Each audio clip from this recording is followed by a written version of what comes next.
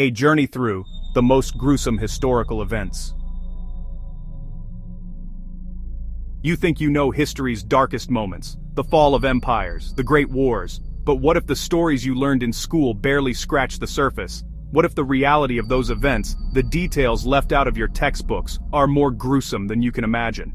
History isn't just a collection of dates and names, it's a chronicle of survival, of suffering, and of humanity's capacity for both incredible resilience and unspeakable cruelty. The real horror isn't found in monsters or myths. It's in the documented actions of real people. Today we're journeying into that abyss to uncover the brutal truths of the events that have scarred our shared past. These are the chapters of history that almost defy belief. What historical event do you think is pure horror movie material? Let us know in the comments. The Invisible Scythe.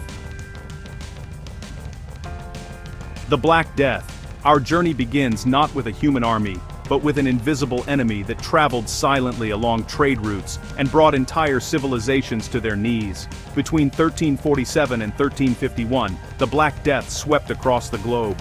We often hear the staggering numbers. Estimates suggest it killed between 75 and 200 million people.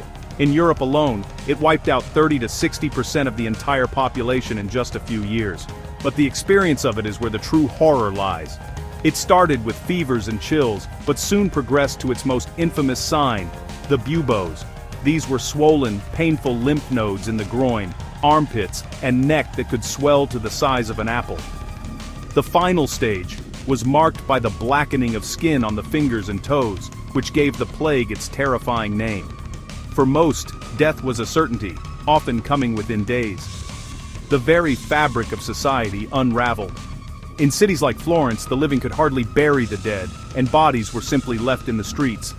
People panicked, towns were barricaded, mothers abandoned their sick children, and homes were sometimes burned to the ground, with people still inside, all in a desperate attempt to escape. It was a world where fear spread even faster than the disease itself. Contemporary accounts describe a complete societal breakdown, a time of such great death that it must have felt like the world was ending. The plague didn't just kill people, it killed trust, it killed hope, and it reshaped the world forever.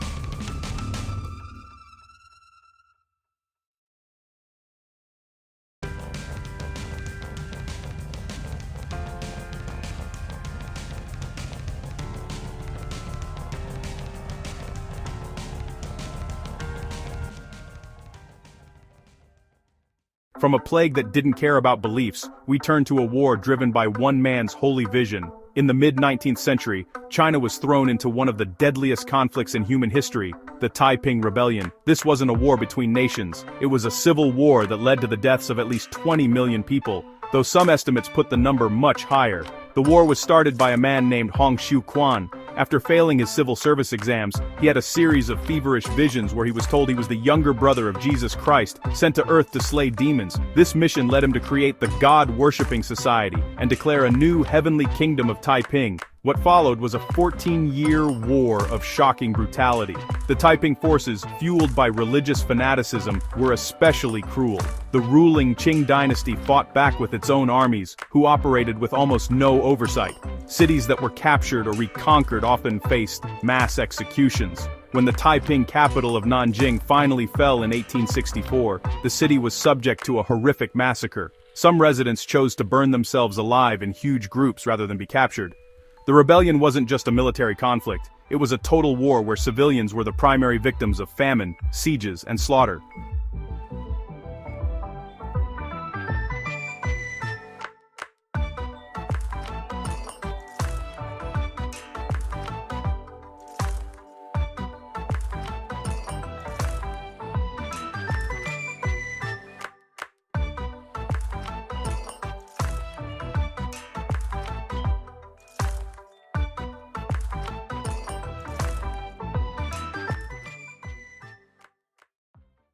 History's horrors aren't always so widespread. Sometimes they're concentrated in the will of a single sadistic ruler. Now we go to 15th century Wallachia, in modern-day Romania, the home of a prince whose name would become a synonym for terror, Vlad III, better known as Vlad the Impaler. While Bram Stoker's novel gave us a fictional monster, the real Vlad was arguably far more horrifying. His favorite method of execution was so gruesome it came to define his entire reign. Impalement was a slow, agonizing death, A victim was forced onto a large wooden stake, which was rounded and oiled to avoid piercing vital organs right away. This ensured the person could linger in unimaginable pain for hours, sometimes even days, before finally dying. Vlad used this method to build a landscape of sheer terror. According to legend, after one battle against the Ottomans, he had as many as 20,000 captured people impaled in a grotesque forest of bodies. It's said the sight and stench were so overwhelming that the invading army turned back in horror.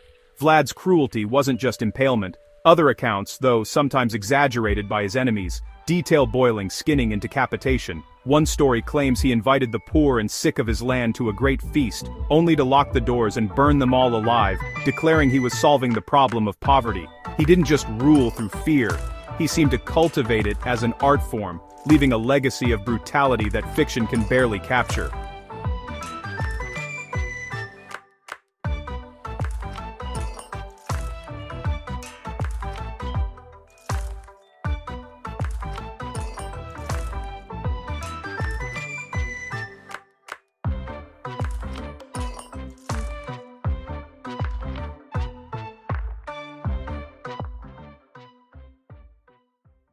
The Forgotten Apocalypse, the An Lushan Rebellion.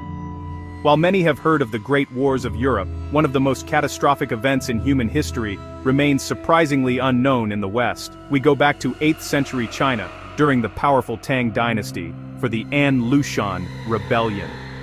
Lasting just 8 years from 755 to 763, this civil war led to a demographic disaster.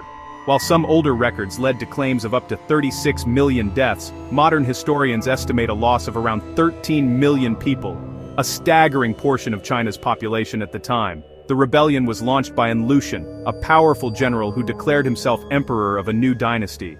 The war that followed wasn't one of noble battles, but of utter devastation. The collapse of the government led to widespread famine, displacement, and slaughter. One of the most horrifying episodes was the Siege of Suiyang in 757. As the siege dragged on for months, the city's food supplies vanished. The defenders, in their desperation, turned to the unthinkable. According to historical records, they first ate the dead, then progressed to exchanging their own children to be eaten. It's estimated that between 20,000 and 30,000 people were cannibalized inside the city walls before it finally fell. The rebellion ultimately failed, but it left the Tang dynasty permanently broken and its lands decimated. It's a chilling reminder that some of history's greatest tragedies are the ones we rarely talk about. Hell on Earth. The Nanking Massacre. Our final journey takes us to a more modern era, a time of industrialized warfare where cruelty could be performed on an unprecedented scale. In 1937, during the Second Sino-Japanese War, the Japanese Imperial Army captured the Chinese capital of Nanking. What unfolded over the next 6 weeks was not a military occupation, but an orgy of violence so extreme it's now known as the Rape of Nanking. The order was given to kill all captives. An estimated 300,000 Chinese soldiers and civilians were murdered, a figure established by the post-war tribunal. But the death toll alone doesn't capture the horror. This was a massacre carried out with intimate, personal brutality. Soldiers held killing competitions to see who could be the first to slay 100 people with a sword. Civilians were used for bayonet practice, buried alive, or set on fire. The name Rape of Nanking is chillingly literal. An estimated 20,000 to 80,000 women and girls were subjected to systematic sexual assault. Victims were often mutilated and killed right after. Families were forced to commit horrific acts at gunpoint. One Japanese soldier later testified, "When we were raping, we looked at them as women, but when we killed them, we just thought of them as pigs." The streets of Nanking were said to run red with blood, a city turned into what one Western observer simply called hell on earth.